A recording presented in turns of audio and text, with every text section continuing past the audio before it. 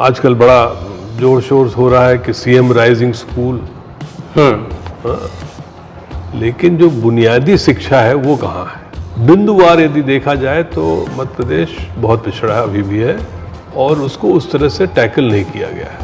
मुख्यमंत्री बहुत प्रचारित करते हैं, मैं मामा हूँ, बहन हमारी सब मध्य प्रदेश की हैं, तो अभी भी मातृ मृत्यु दर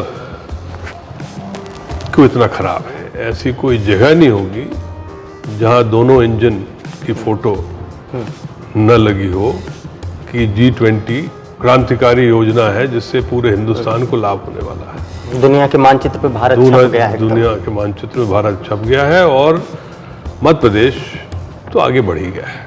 क्या आपको लगता है कि विंध्य के लोगों को अब मुखर होना चाहिए, अपनी प्राइड को लेकर के, अपनी बात रखने को लेकर के सामने आना चाहिए, सरकार से सवाल करना चाहिए? पहली बात तो भारतीय जनता पार्टी के नेता लोग भी वहाँ के बात नहीं कर रहे हैं। यदि वही लोग बात करते तो मेरे ख्याल से झक मार के कुछ करना पड़ता। ये एक फीलिंग है कि विंध्य को जैसा पिछड़ा है वैसे ही रहने दो। मुझे लगता है जो भारतीय जनता पार्टी की सरकार की सोच है कि पिछड़े रहेंगे तभी हम राज्य करेंगे। यदि आपकी प्रशासनिक क्षमता है तो आपकी आवाज नहीं उठना चाहिए। चश्मे के ऊपर नीचे होने से ही सरकार चल जाती है। बिल्कुल। आज तो मुख्यमंत्री महोदय को मंच में खड़े होकर सस्पेंड करना पड़ता है, तब जाके कुछ बात होती है, और उसमें भी आम जनता के लिए तो सब दिखावा है। नमस्कार, मेरा नाम प्रशांत है और मेरे साथ आज मध्य प्रदेश की सियासत की एक बड़ी शख्सियत, एक बड़ी हस्ती, कांग्रेस के वरिष्ठ नेता राहुल भैया जी हैं। नमस्कार। राहुल भैया का परिचय, वैसे तो वो किसी परिचय के मोहताज नहीं हैं, लेकिन फिर भी आप साथियों को बता दूं कि राहुल भैया मध्य प्रदेश कांग्रेस की जो टॉप की लीडरशिप है उसमें एक बड़े नाम हैं। मध्य प्रदेश में विधानसभा में लीडर ऑफ अपोजिशन रहे हैं, कांग्रेस की सरकार में कैबिनेट मंत्री रहे हैं, और मध्य प्रदेश का जो विंध्य क्षेत्र है वहाँ की एक विधानसभा सीट है चुरहट। चुरहट से 6 बार के विधायक रहे हैं। राहुल भैया जी।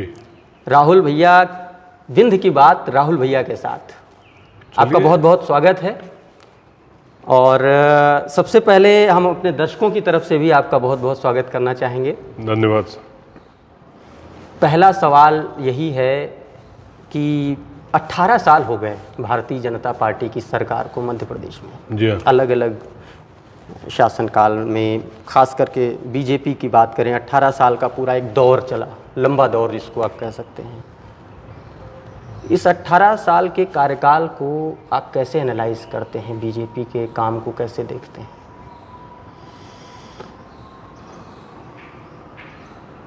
यदि मैं आंख बंद कर लूं और इन पिछले 18 सालों के विज्ञापन और घोषणाओं पर नज़र डालूं तो मुझे उठ के लगेगा कि मध्य प्रदेश जैसा विकसित प्रांत कोई नहीं है। लेकिन जैसे मैं ज़मीनी हकीकत की तरफ नज़र डालता हूं तो पूरा विपरीत है मामला।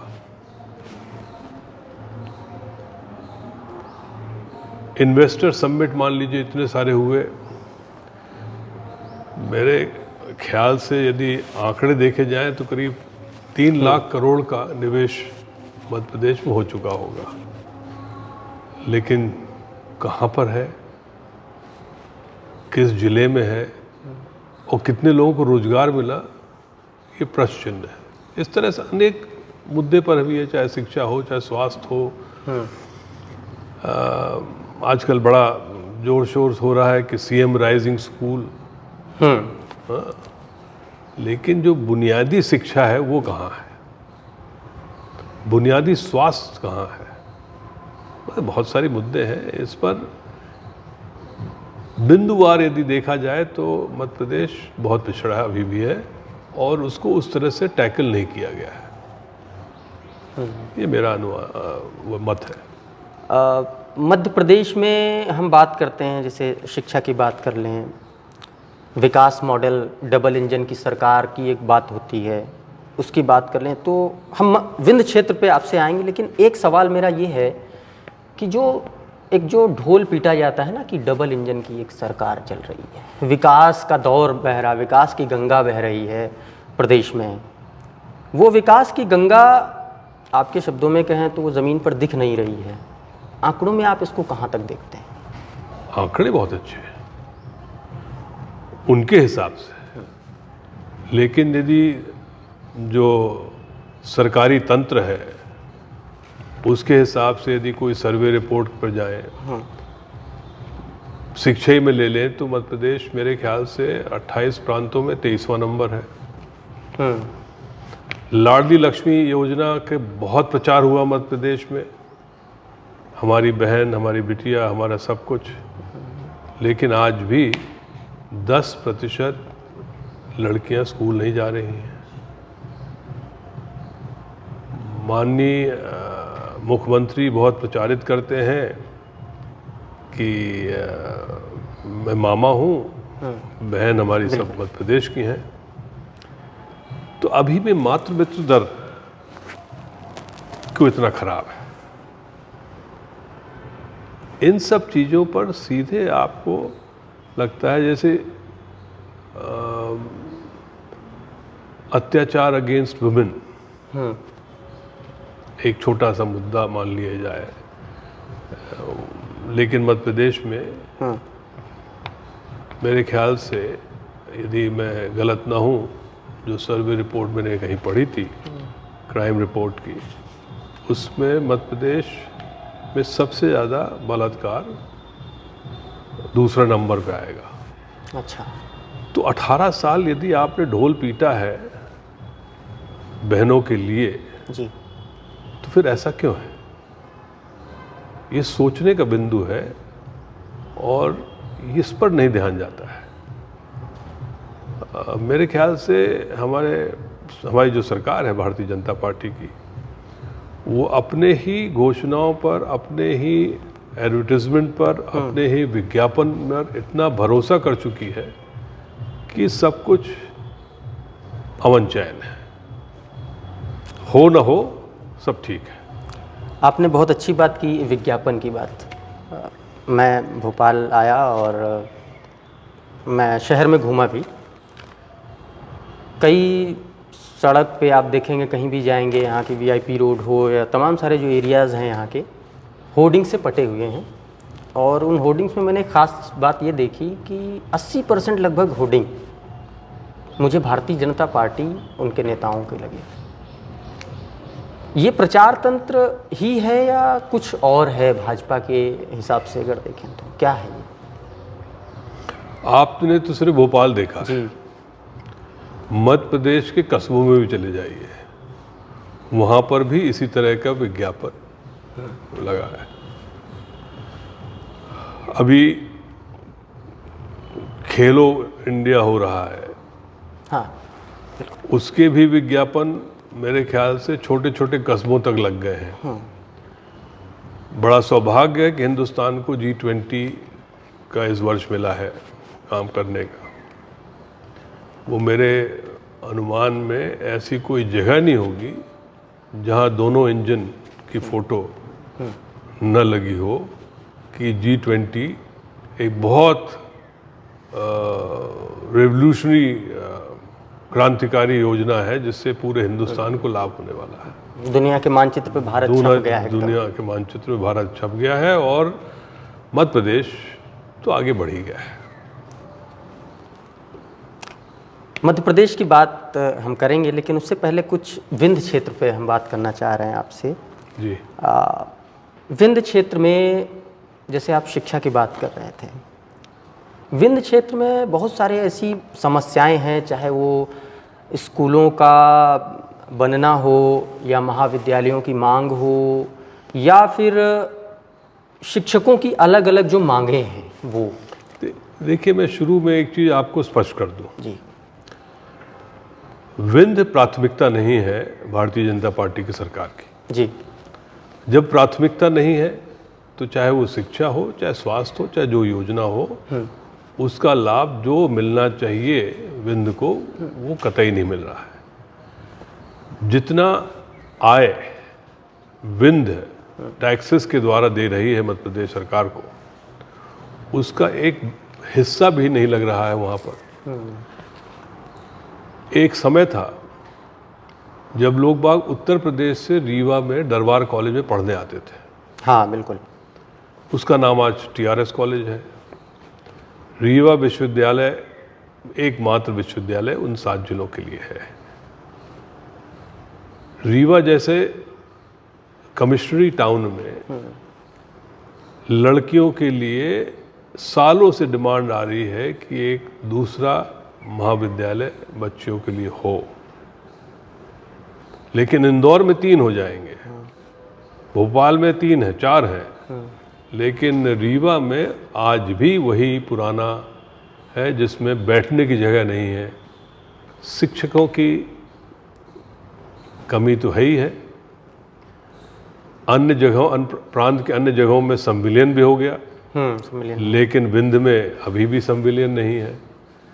तो मेरा मूल उत्तर यही है कि विंध्य की अपेक्षा है, और इस सोची समझी साजिश है। जैसे कोई एक ऑर्फन बच्चा हो या ऐसा प्रांत जहाँ से हम लेते रहें, दें कुछ ना, ये हालत विंध्य की हो। हाँ, मतलब विंध्य को उसके हाल पर छोड़ दिया। शोषण करो, चाहे उसके कोयला का, चाहे पावर का, चाहे जो भी हो, सीमेंट का, लेकिन उसके तुलना में वहाँ पर वापस कुछ ना दो। सड़कों की हालत देखी जाए तो ऊर्जा धानी सिंगरौली, जहाँ 12,000 मेगावाट बिजली का उत्पादन हो रहा है, NTPC के 2 प्लांट है, SR है, रिलायंस है, सबके प्लांट लगे हुए बिजली उत्पादन के लिए, वहाँ से गोवा तक बिजली जा रही है। लेकिन 18 साल से सीधी जो पहला मुख्यालय था सिंगरौली जिला बाद में बना, सीधी से सिंगरौली के लिए 4 लेन सड़क घोषणा हुई, पता नहीं कितने बार शिलान्यास अलग अलग हुए, लेकिन आज भी डायरेक्ट वो रोड नहीं बन पाई है। आपको बाएं दाएं होते हुए ही सीधी से सिंगरौली जाना पड़ता है। यानी दुनिया को रास्ता दिखाने वाले, दुनिया की चमक को सामने लाने वाला जो चिराग है, उसके नीचे ही अंधेरा है। बिल्कुल सही है। आप एक तरीके से ये कहा जाए तो गलत नहीं, दिया तले अंधेरा है। दिया तले अंधेरा है, बिल्कुल। अभी मैं देख रहा था भारत सरकार का एक आंकड़ा आया स्वास्थ्य के क्षेत्र में, इनका जो कंपोजिट हेल्थ इंडेक्स है 2020 का, उसके हिसाब से मध्य प्रदेश के जो 17 जिले हैं उनमें स्वास्थ्य की स्थिति बहुत खराब है। उनमें से भी ठीक, विंध्य के 7 जिले, हाँ, उनमें से भी जो विंध्य के 7 जिले हैं, 7 में से 6 जिले सबसे बुरी स्थिति में हैं। बिल्कुल सही है। हमारे यहाँ बड़े अस्पताल बने हुए हैं, लेकिन डॉक्टरी पदस्थ नहीं है, और जिले मुख्यालय में सब डॉक्टर्स अटैच हो जाते हैं, ग्रामीण अंचल में कोई डॉक्टरी नहीं है। आप मीलों चले जाइए, मेरे ख्याल से 15 PHC क्रॉस कर जाइए, और 15 PHC में शायद किसी एक में एक डॉक्टर होगा। अटैचमेंट पता नहीं कहाँ कहाँ के हैं, पर वहाँ वो नहीं है। इसका कोई देखने वाला नहीं है, इसमें कोई शोध नहीं है।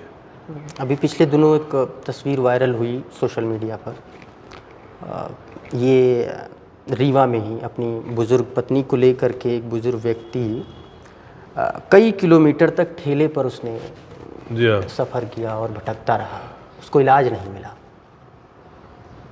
अब सोशल मीडिया में तो ये आपने एक देखी होगी, सिर्फ पिछले 6 महीने में देख लीजिए, इस तरह की 8-10 मिल जाएगी। बहुत प्रचारित किया जाता है कि एम्बुलेंस की सुविधा है, लेकिन सिंगरौली में ही कुछ दिन पहले साइकिल में मृत बॉडी को लाया गया था। मृत हो गई आते आते, पेशेंट को लाया गया। ये क्या हो रहा है? देखिए, विंध्य में लोग बाग उतने वोकल नहीं है या संपन्न नहीं है अन्य प्रांत के अन्य तुलना के एरियाज के हिसाब से। इसलिए हम लोगों का उस तरह से काम भी नहीं होता। या ये भी कह सकते हैं कि विंध्य का जो प्राइड है वो शायद उन लोगों में जगाने की ज़रूरत है, क्योंकि देखिए नेचुरल रिसोर्सेज से भरा हुआ विंध्य है। आपने बोला जी हाँ, बिजली का प्लांट है, सीमेंट का प्लांट है, तमाम सारी चीज़ें हैं। मतलब ऐसी आप कह सकते हैं कि इतने ज़्यादा रिसोर्सेज से भरा हुआ है कि वो दुनिया को एक तरीके से रास्ता दिखा रहा है। देश में गोवा तक को बिजली सप्लाई कर रहा है। जी हाँ। उपेक्षा का शिकार कह सकते हैं कि एक अनाथ बच्चे की तरह छोड़ दिया गया। अब ये क्यों, इसी से अंदाजा लगाया जा सकता है कि पिछले चुनाव में भारतीय जनता पार्टी ने मेरे ख्याल से कांग्रेस को बिल्कुल सफाया कर दिया विंध्य में। और उसके बाद विंध्य को मिला क्या, जद्दोजहद करके विधानसभा के स्पीकर का एक पोस्ट मिला और एक मंत्री सतना के हैं, एक राज्य मंत्री उमरिया के हैं। बाकी किसी को कोई पूछ नहीं। और गर्व के साथ कहते हैं कि विंध्य हमारा बहुत ही अच्छा हिस्सा है, हमें बड़ी जीत हासिल हुई। क्या आपको लगता है कि विंध्य के लोगों को अब मुखर होना चाहिए, अपनी प्राइड को लेकर के, अपनी बात रखने को लेकर के सामने आना चाहिए, सरकार से सवाल करना चाहिए? पहली बात तो भारतीय जनता पार्टी के नेता लोग भी वहाँ के बात नहीं कर रहे हैं। यदि वही लोग बात करते तो मेरे ख्याल से झक मार के कुछ करना पड़ता। मुझे ये समझ नहीं आ रहा है कि जब आप इतनी बड़ी संख्या में वहाँ से जीते हो तो आप चुप क्यों हो, अपना हक क्यों नहीं मांगते हो? और अब तो जनता मांगेगी अपना हक। इस चुनाव में, आने वाले चुनाव में 2023 में विंध्य की जनता अपना हक मांगेगी और अपने जो वर्ड आपने यूज़ किया प्राइड, उसको वापस लेने के लिए हम लोग कोई कसर नहीं छोड़ेंगे। बिल्कुल कोशिश होनी भी चाहिए, लेकिन एक मूल सवाल है।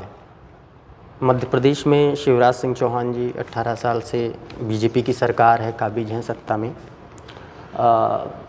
केंद्र में 2014 के बाद से भी बीजेपी की सरकार है। मोदी जी 14 में आए, गुजरात मॉडल, विकास मॉडल लेकर के आए, सारी चीज़ें हुई, एक तरीके से वही सपना दिखाया गया। डबल इंजन की सरकार, मध्य प्रदेश में भी बीजेपी, दिल्ली में भी बीजेपी। फिर ऐसा क्यों कि सड़क, बिजली, पानी, स्वास्थ्य, शिक्षा, ये जो बुनियादी ज़रूरतें जो एक आज़ाद भारत में जिस मुल्क की परिकल्पना की गई थी कि ये मूल ज़रूरतें उसके होनी चाहिए, और विंध्य उससे अछूता है आज तक। आज़ादी के अभी हम अमृत महोत्सव मना रहे हैं जिस दौर में। एक तो मैंने पहले कहा कि प्राथमिकता नहीं है जी। दूसरा, वहाँ पर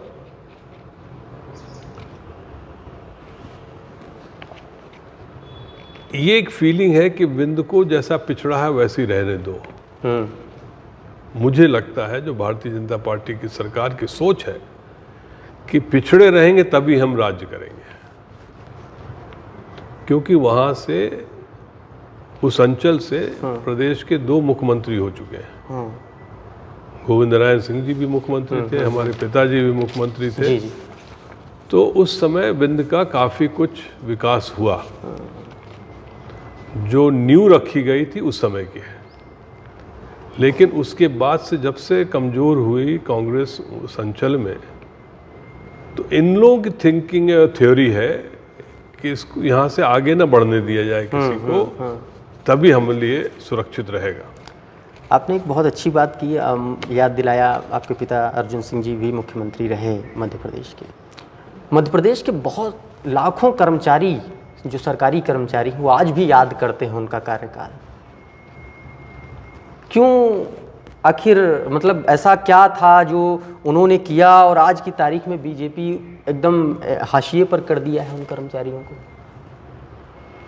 देखिए, उनके गुरु थे स्वर्गीय पंडित डीपी मिश्रा जी, और डीपी मिश्रा जी से मेरा भी थोड़ा परिचय है। मैं बच्चा ही था, युवा था, लेकिन उनके साथ बैठा हूँ, और उनके मूल अवधारणा थी कि यदि कर्मचारी खुश तो काम ठीक होगा, और घुड़सवार सही हो तो तरक्की होगी जी। ये उदाहरण के लिए वो बताते थे, और उस समय इन लोगों को ट्रेन करते थे कि आगे राजनीति आप लोगों को संभालनी है। चाहे वो स्वर्गीय गौतम शर्मा जी हों, परमानंद पटेल जी हों, पिताजी हों, ये सब उनके चेले थे। और पूरा एक खाका उनके दिमाग में रहता था कि किस तरह से संभव होगा, किस तरह से करना चाहिए। जैसे आपने पिताजी की बात कही कि कर्मचारी आज भी याद करते हैं जी। अब ये तो वो जाने क्यों याद करते हैं, लेकिन उनके समय पर जैसे मैंने कहा कि कर्मचारियों को काफ़ी कुछ मौलिक अधिकार दिए जी। और स्वाभिमान उनका रहा। और आज के समय में क्या है, उल्टा टांग दूंगा। बिल्कुल सही कह रहे हैं आप। मंच से कलेक्टर को कहते हैं तू, ये तो एक चीप बॉलीवुड मूवी हो जाएगी। बिल्कुल। यदि आपकी प्रशासनिक क्षमता है तो आपकी आवाज़ नहीं उठना चाहिए। चश्मे के ऊपर नीचे होने से ही सरकार चल जाती थी। बिल्कुल। आज तो मुख्यमंत्री महोदय को मंच में खड़े होकर सस्पेंड करना पड़ता है, तब जाके कुछ बात होती है, और उसमें भी आम जनता कहती है तो सब दिखावा है, सीधे कहती है। अभी हाल में मेरे ही क्षेत्र में एक तहसीलदार को सस्पेंड कर दिया। उस तहसीलदार की पोस्टिंग ही नहीं थी जब वो काम हुआ था। वो बेचारी आज भी भटक रही है। महिला थी, कोई बोल नहीं सकी, सस्पेंड हो गई।